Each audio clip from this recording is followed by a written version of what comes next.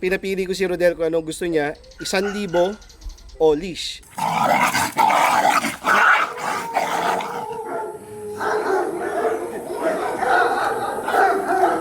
Isang magandang araw, mga boss amo. Marahil ay napaisip kayo kung sino ang kaaway ni Buhawi. At iyon ang kwento namin sa inyo ngayong araw. Guguluhin muna natin ang mapayapang mundo ni Buhawi kasama ang Giant Pack. Makikilala pa ba ni Buhawi ang kanyang kapatid na si Alpha?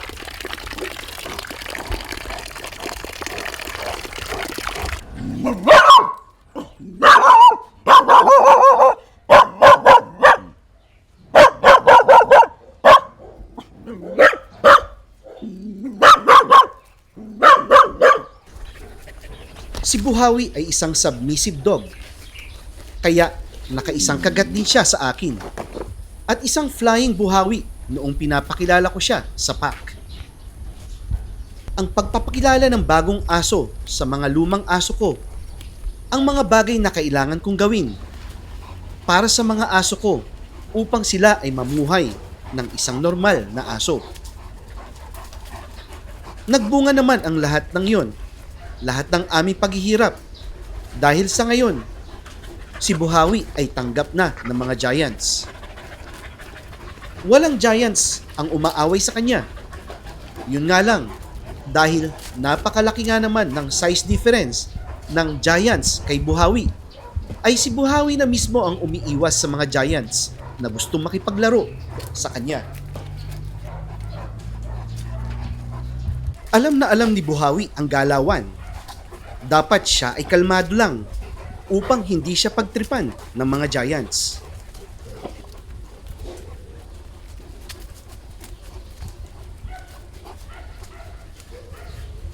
At kung sa tingin niya ay siya ay overwhelmed sa mga nakakasalubong niya, siya ay nagtatago sa ilalim ng mga puno, mesa, o kung saan man na hindi siya kayang abutin ng mga giants.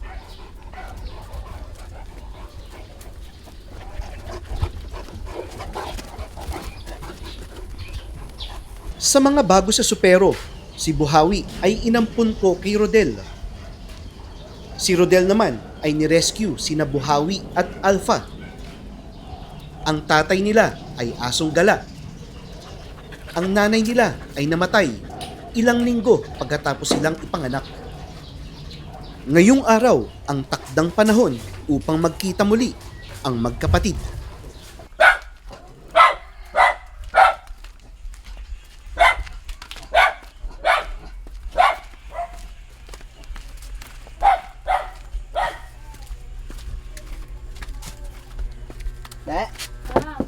Alpha.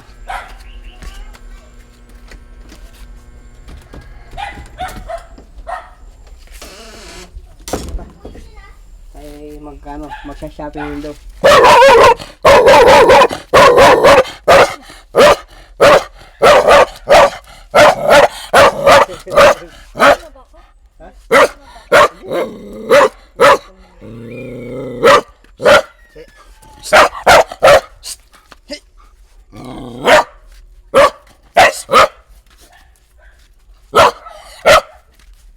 Sina Alpha at Buhawi ay humigit kumulang 1 taong gulang na. Hindi malaman ang tunay na edad dahil hindi alam ni Rodel kung ilang linggo na sila noong nirescue niya ang magkapatid. Si Alpha ay parang anak na din na mag-asawang Rodel Esguera.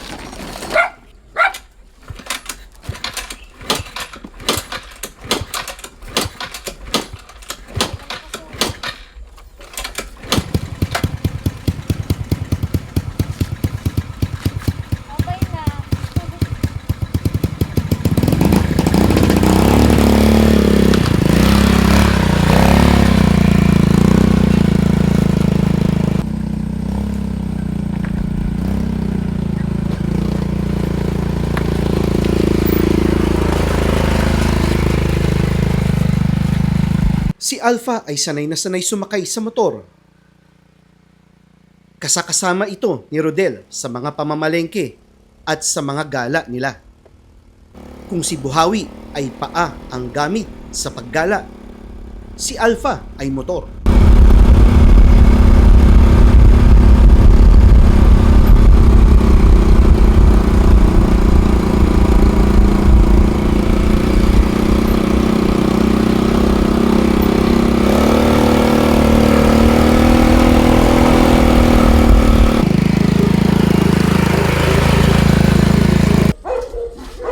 Pagdating sa supero ay pinapasok ko na si Alpha. Hindi ko naman siya ipapakilala sa mga Giants, pero pinaranas ko lang sa kanya ang lakas ng pack. Nagkanda talon sa excitement ang mga Giants. Iyan talaga ang normal na reaction ng mga aso ko sa mga bagong aso. Mataas ang confidence level ni Alpha. Hindi man lang bumahag ang kanyang buntot.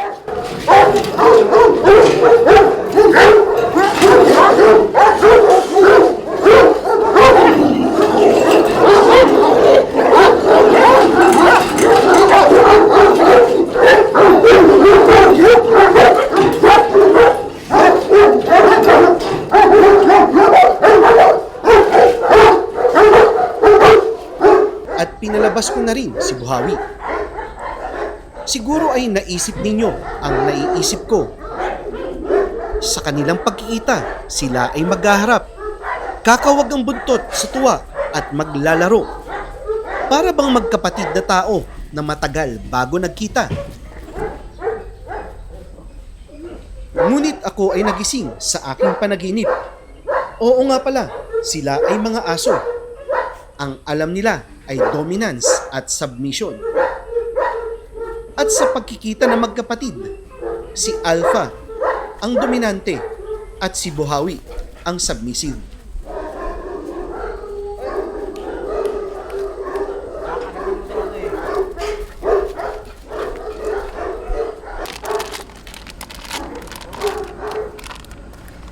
Sinubukan naman namin kung kakain ng supero si Alpha. Para na rin itong katumbas ng salo-salo sa mga tao. Si Buhawi ay atat na kumain. Itong si Alpha naman ay ayaw pakainin si Buhawi. Si Alpha ay may tendency ng resource guarding.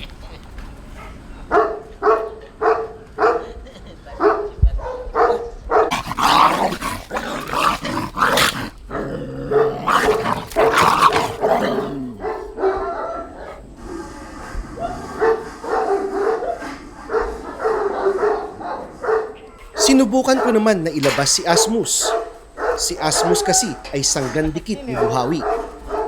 Makakatulong ito kay Buhawi upang tumaas ang kanyang self-confidence. Ngunit itong si Asmus pala ay magsasabit din kay Alpha.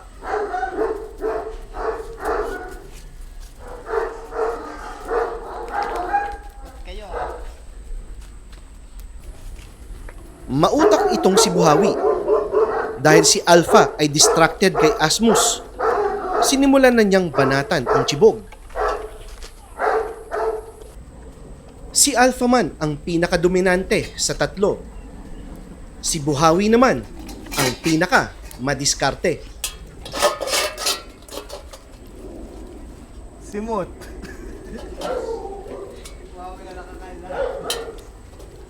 Ito ba yung matapang? Ha? Masakit ba ako maganda? Di ba nasa nangangatang tayo? Ha? Para sa tayo. Hindi nga. Hindi ako kagatin ito. Umupo sa akin eh. Ayaw niya yung kamao ko ah. Anong gusto mo kay Alpha na regalo? Gusto mo ba ng leash o gusto mo ng 1,000 na cash?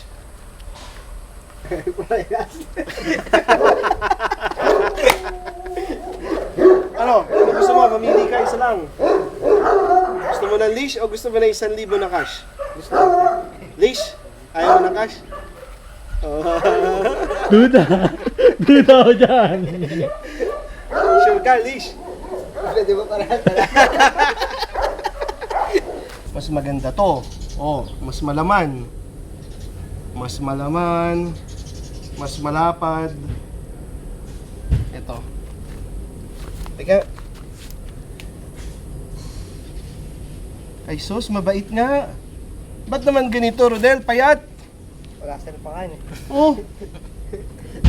Halika dito. Kanin lang sir yan eh. Mahal na daw bigas. Mahal na bigas ngayon. Ano ba kinakain nito? Kanin sir. Kanin lang. NFA. Mahal na yun. Ano, 60 pesos. Isang kilo.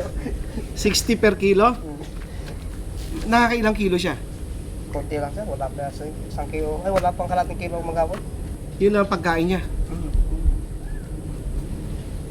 Tapos napansin ko, meron siyang may sugat siya sa tenga. Yan, nakipag-away na kaya na sir. Kay dun sa aso na, sa kay kulit.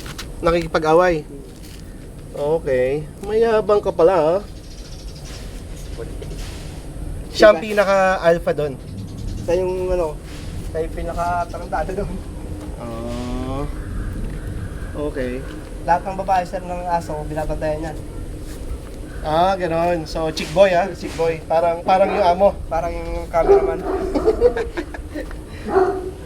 Sabi ko sa iyo noon, kukunin ko yung si Buhawi para mabawasan yung gastos mo sa aso. Nabawasan ba ang gastos mo? Nabawasan naman sir. Paano pag dalawa sila? Anong tingin mong nangyari? Wala sir, baka pabigay ko na lang yung isa. Ah, ganoon. Baka Bakit? Baka hindi ko na kayanin eh. Nakatulong yung pagkuha kay Buhawi sa gastusin nyo. Nakatulong na sir. Pinapili ko si Rodel kung anong gusto niya, 1,000 o leash. Ang pinili niya ay leash, o di ba? Kasi kung 1,000, pwedeng pagkain na niya yun di ba? Pagkain na ng mag-asawa. Pero ang pinili niya, leash, para pa rin sa aso yung pinili niya. Kaya halika dito, Rodel. Dahil gusto mo ng leash, ito, leash. Para sa aso mo yan, ha? Para sa aso mo. O, yan. Bakit mo pinili ang leash? 1,000 na eh. Mas mahal to sir, 1,100 to sir. 100 lang eh. Okay lang sir. Ha? O, dahil mabait ka, bibigyan kita 1,000. Thank you. O, yan. Maraming salamat sir. Malaking tulong at bibigyan ko si Alpha ng Nang? Hindi nagsusupero to eh. Loko-loko to eh. Ayaw kainin yung supero eh, no? Ayaw Talaga niya. sir pag mamaya. Bila ko sir. Dalawa. Isa lang. Ba't yung ina di yung kinain? Wala sir kanin sir. Ah, gusto niya may kanin. Kasi dati yung pinapakain ko sa pero may halong kanin. Payat eh. Payat yung aso niya kasi ang pinapakain niya kanin. 60 pesos per kilo na kanin. O, yung nilalagyan din niya ng hotdog. O, yun ang pinapakain niya. Eh, ba't ba tumigil ka sa supero? Wala nang pera sir. Yun talaga ang problema dyan. Yun ang problema kapag naubusan ng budget. Pwede naman, buhay naman eh. Tinan nyo, buhay naman yung aso. Nga lang, yung itsura, pag kinumpara mo na sa nakasupero, iba ang itsura. Mas makapal yung nakasupero. Okay, yun lang. So okay na. Okay na tayo. O Rodel, akin na yan. Scripted lang to eh. Joke lang sa kanya talaga to. Okay. Yun lang po sa ngayon at maraming salamat sa panunood.